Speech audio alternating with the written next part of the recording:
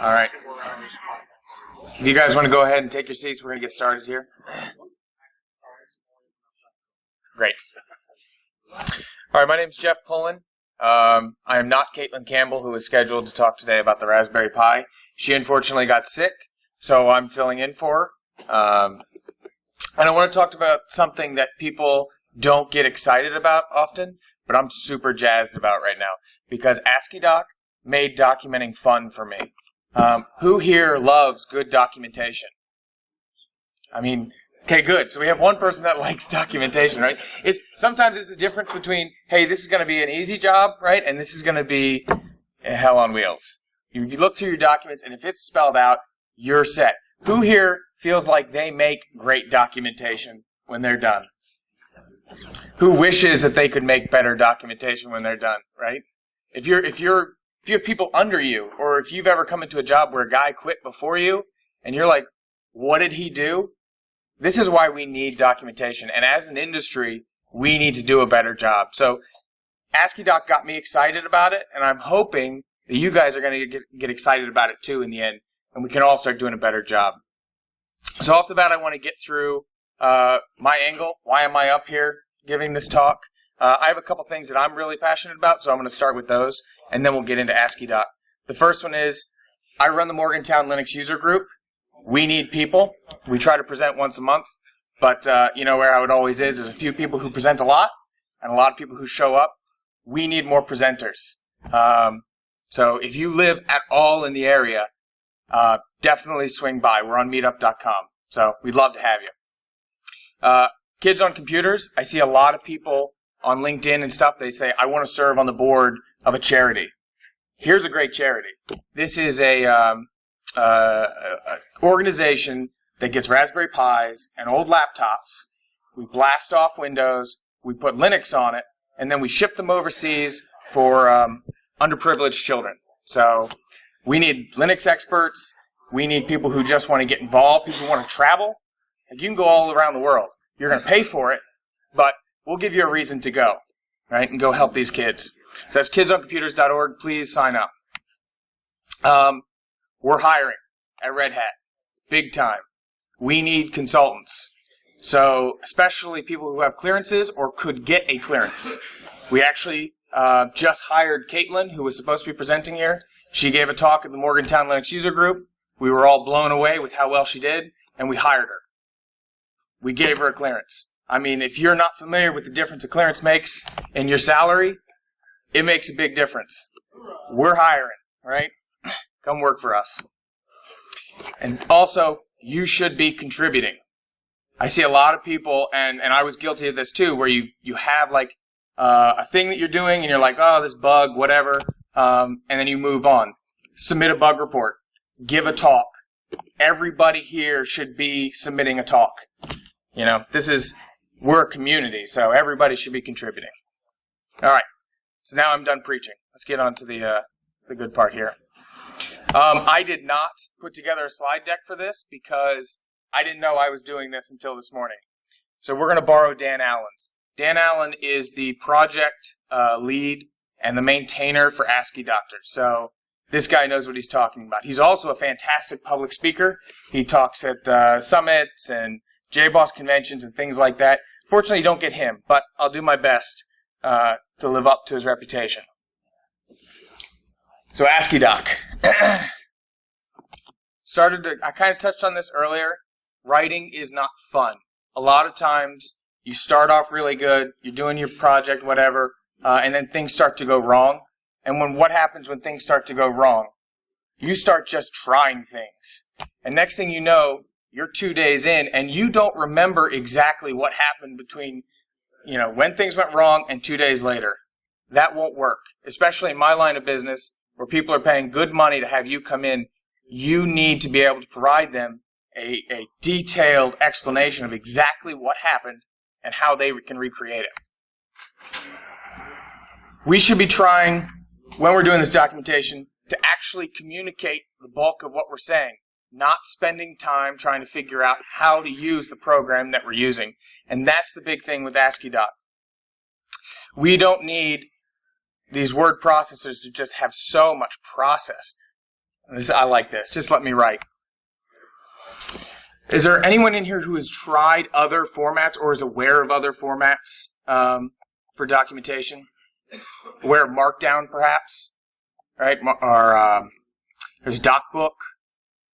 Okay, so we have a lot of... Good, so I'm getting you guys before you've already gotten into something else. Jump through some of these. Here are some of the example different formats. I know MediaWiki, I'm sure a lot of you guys are familiar with if you've used Wikipedia. Markdown is the default in GitHub. Good news, Asciidoc is also in GitHub now. I'm just going to kind of fly through these slides and then we'll get to demos and things like that. All right, key, it's very lightweight, very powerful. To demonstrate how powerful it is, actually, this whole slideshow is Asciidoc. It's entirely written in Asciidoc. I tried to write my own in Asciidoc. It looked nothing like this. It looked really, really bad. So that's why we're going to use Dan's. But this is entirely Asciidoc. There's only a little bit of punctuation you have to add. It's not just a text file to become this. There are some things you have to add, but they're fairly mild. Here's an example. This is how you write a paragraph. You just start typing. It interprets regular text as a paragraph. But you can see emphasized, strong, monospace. Those just slight changes, putting the underscore or the asterisk or the single tick. That's how you change the type of font. You can do equations, and you can do line breaks with just a plus. So there's no brackets and slashes and ends. You know, it's small little things. The format for actually creating an Asciidoc, you write it, you run Asciidoc, then you read it. There's no complicated process. Asciidoc is literally Asciidoc space the file you had, and it builds it. Here are the formats that you can create with it. HTML5, that's what this is. DocBook, if you're already using DocBook, now you can still use this. PDF. This is one of my particular favorites because it's nice when you have your entire engagement. You can put together all your notes and generate a nice PDF at the end with your company logo at the top, with your copyright banner. Ebook, the O'Reilly books. I'm sure you guys have heard of them. Some of them are being written in Asciidoc. Why not? Slides, man pages, and whatever else you want to do. It is completely open source. So however you want to modify this, you can make it work. Asciidoctor is specifically what Dan Allen is most interested in because he maintains this project. There is a great writer's guide at asciidoctor.org. And also I think they're looking for contributors. All their code is on GitHub, so if you find a bug, put it up there. They'll fix it. Side by side. So this is what Asciidoc actually looks like. This is going to be a small little segment here. You can see at the top, a single equal, is a top level heading. That's all you need to do to tell it this is the title of this document. The next couple lines let you get some metadata in there if you want. Author's name, you can set some variables, things like that if you're interested in doing things. You can add a table of contents automatically generated based on the headings. You see he adds just a link, and the Asciidoc behind that link is actually saying that'll be how you want it to display that link. And then subheading and a bulleted list of items at the bottom. Now let's try to compare this simple. Would you guys agree this is a pretty simple way to read it? I could read this as a text, and I don't need Asciidoc to do anything. I know what it's trying to say. Here's an example of DocBook, the same file. This is not readable to me. And maybe that's just because I'm not comfortable with XML as well, but I don't want to read this as a customer. I don't want to read this as an engineer. And worst of all, it's still going. Right? All that to say this. That's unnecessary. Merging. If you've used GitHub before or any sort of version control, this is a pain to merge. There's all sorts of stuff going on. Right? I want to merge stuff in the simplest possible way. That's what this lets you do it. There you go. Markdown is the default. Doesn't need to be. There's actually a drop-down on GitHub that you can just say, make it Asciidoc. Or you can just put a .adoc extension, and it knows to automatically interpret it as such. Here's Markdown. So again, these are actually, Markdown's a little bit easier to understand. You see it's not too much different. I'm not sure what he's trying to say here, so moving on. All right. Again, the build process with live preview. So this is what I wanted to show. I'm glad he covers it. So I have here Drupal. Let's go back to this. I needed to find an example of a document. So this is the Drupal 7 install guide. It's actually not bad, right? It's just a .txt file. It's not fancy. If I had a customer and I handed them a text file, it would work. Nobody would be thrilled. So if we wanted to change that and turn this into Asciidoc, it's really not a big change. I mean, we're talking about that's now a top-level heading, right? This is going to be a subheading. These actually already work. These are bulleted points. That's good. It interprets these. So I went through and I actually just did those simple things I'm showing you right there. And I created this one. This is what I was saying. We just switched, added the table of contents, because why not? And then switched some of these to just minor changes. I'll show you how that looks once you make these changes. Here's the raw. Here's when we turn on the Asciidoc Live Preview plugin. This is available for Firefox and Chrome. Now we have this. So that text file that looked like this now becomes this, right? And it can get a lot better. You can dress it up. This is just a quick change. Look at this, a nice little note. Right? You can put in warnings here. Do not do this. This looks good. This is something I can turn in. Let's go back over to here. So live preview, really handy. The other thing too, I don't know if we have any VI folks in here. I love VI. And one of the tricks I found was you can actually create this file, your vimrc, and say, I want to remap my F7 key to launch Firefox with the file I'm editing. Cool, right? So I'm going to modify my Drupal 7 install.adoc, and I think, I didn't like to call it summary, so let's just instead call it something like executive summary. Whoa. Executive, whatever. Summary, right? And let's go ahead and save that and launch it in Firefox with F7. Still misspelled executive. But you get the point.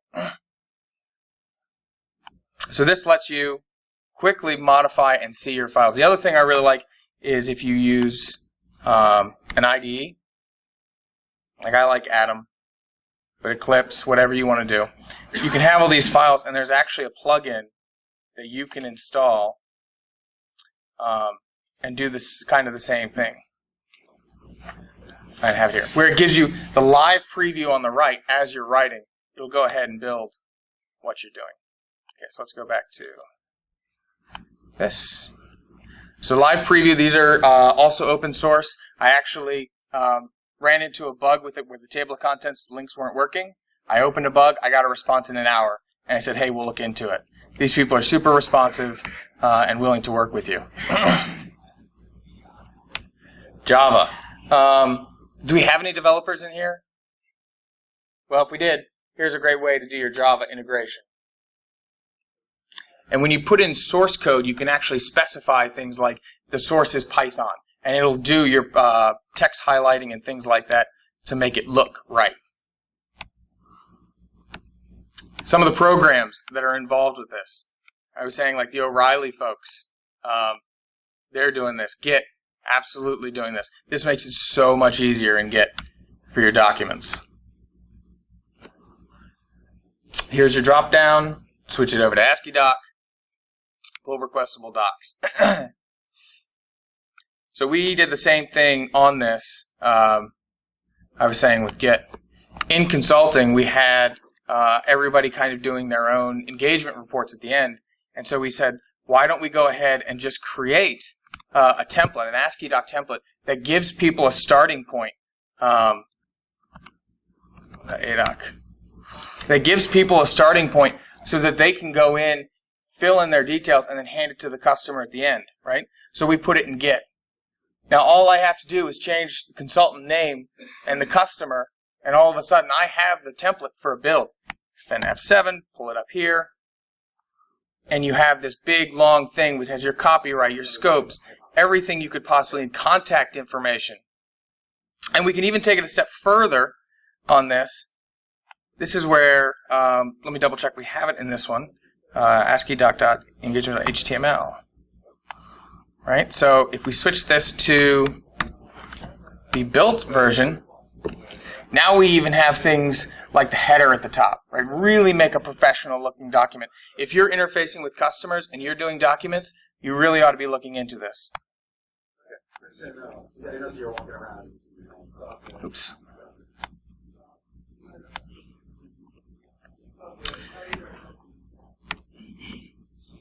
So here are some of the extra things that they're working on.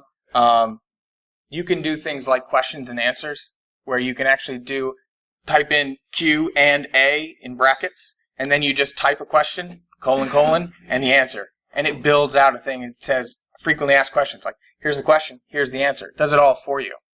You can do checkboxes for here's all the tasks I have to do, and just start checking them off, right? Font icons we use, we have style sheets, like Red Hat has their own particular brand of fonts that they like to use to keep the RAND team happy. You can do that.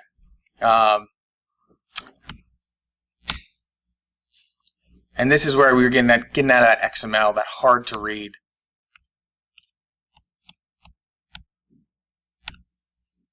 There we go. So I guess my question to you guys is, why aren't we writing documents, right? Like I said, I'm super jazzed about this. Once I started doing it, I was like taking everybody's documents and pulling them in and saying, please let me convert them to Asciidoc, because it's so easy to take these text files. Are there any questions on this? All right. Finished way early. Sorry, guys. Like I said, I got pulled in this last minute. Well, thank you.